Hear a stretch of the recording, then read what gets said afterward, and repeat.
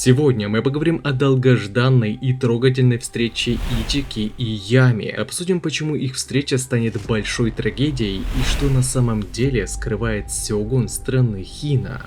Ну а также напоминаю, что прочитать свою любимую манху манхуа вы сможете на rimanga.org. Здорово, ребятки и анимешники, у микрофона Зик. А вот ребята, которые оставили свой коммент под прошлым роликом. Ну а мы начинаем.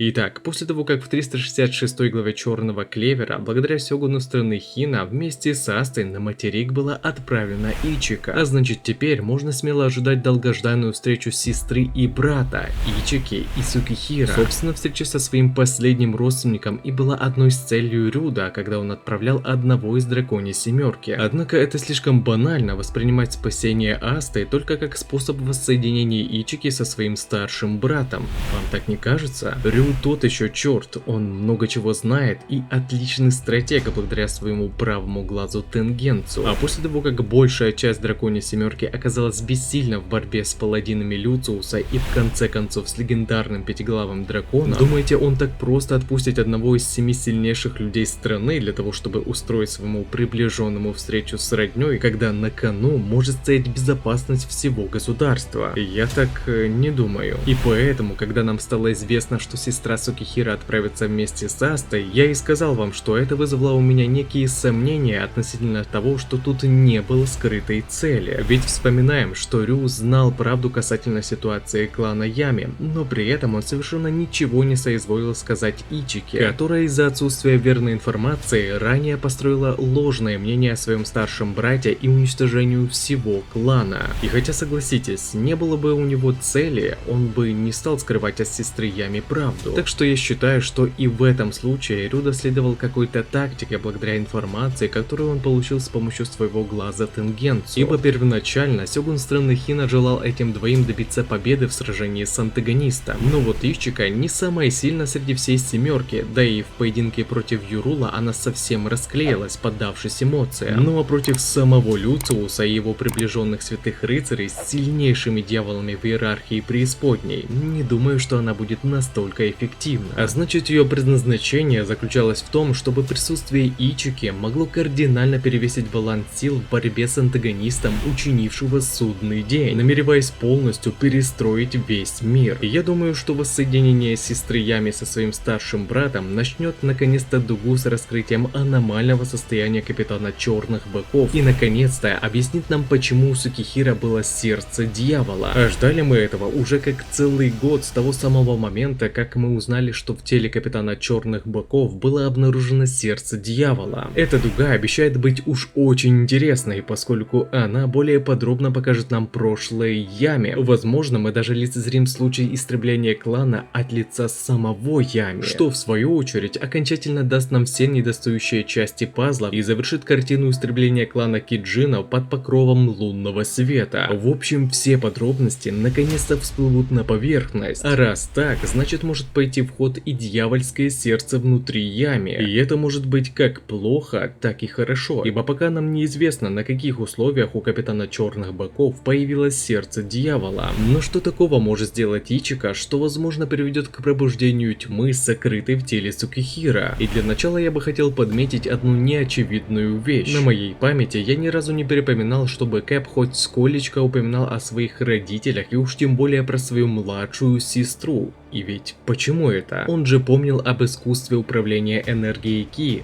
А как же сестра? Почему Кэп не рассказывает о ней?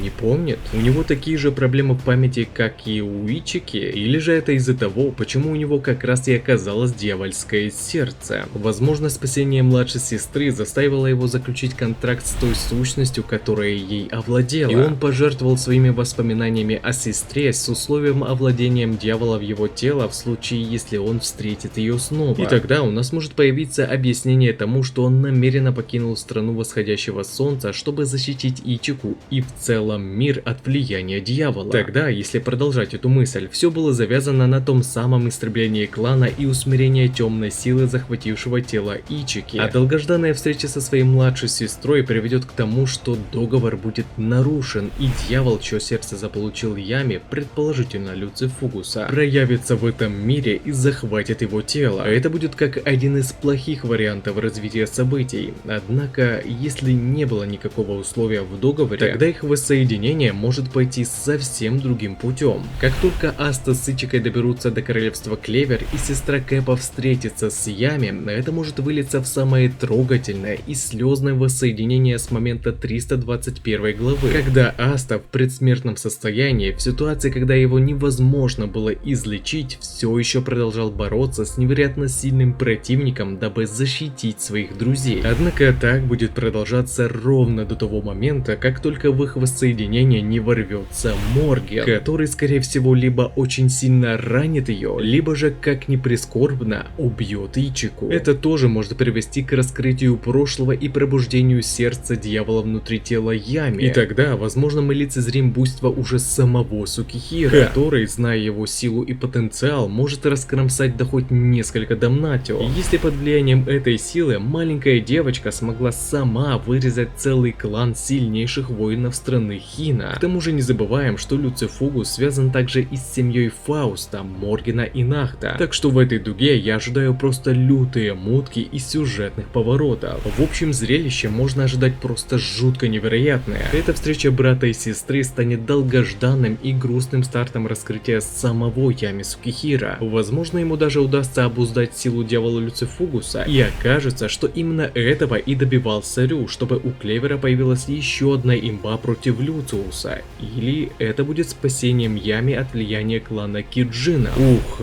я прям в предвкушении этого воссоединения. Интересно было бы также узнать и ваше мнение по поводу развития событий после состоявшегося воссоединения Ичики и Сукихира. Несколько вариантов происходящего я предложил, но имея другую точку зрения, возможно, вам даже удастся предположить еще более крышесносное предположение, нежели чем у меня. Так что ждем на следующей неделе 367 главу, чтобы узнать, как скоро Ичика и Ями смогут увидеть друг друга. И также не забывайте, что прочитать свою любимую мангу и не только вы сможете на remanga.org. А на этом ролик подходит к концу. Пишите свои мысли по поводу этого ролика, выскажите свое мнение, что вам понравилось, а что не понравилось, и несколько комментариев попадут в следующие ролики. Если тебе понравился ролик, тогда лайк и подписка для меня будет лучшей благодарностью, а также не забываем про колокольчик, ведь в последнее время не всем приходит уведомления. Всем спасибо за ваш просмотр, мирного неба вам над головой и всем